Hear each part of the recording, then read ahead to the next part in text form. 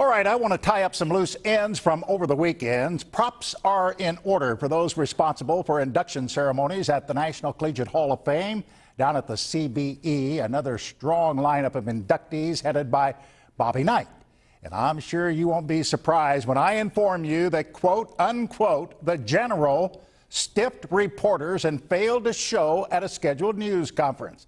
And I don't know what his excuse was. Yes, I do. I do know what it was. His plane reportedly was late in arriving to Kansas City last night, and folks, that is a cop-out. He's known for over a year that he was being inducted into the Hall of Fame. Now, wouldn't you think he could make arrangements to, get here a little ahead of the schedule and be on time?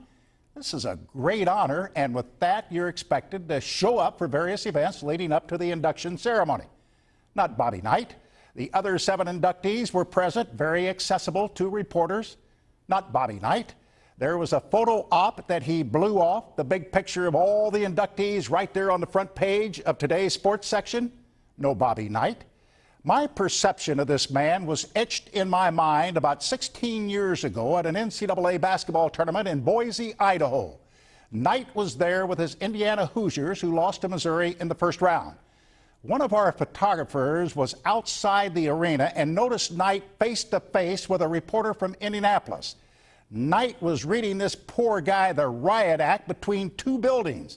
I, to this date, can vividly recall the scene. Knight was in the young man's face, just chewing out this reporter pretty good. When Knight saw us taping the incident, he yelled at our photographer, who ignored him. Bobby Knight is revered as a coach who won a lot of basketball games. Through the lens of our TV camera, Bobby Knight will always be perceived as a big bully for arrogant and his pompous behavior. The man projects the image of being a real jerk, and the sad part, he seems to be proud of it.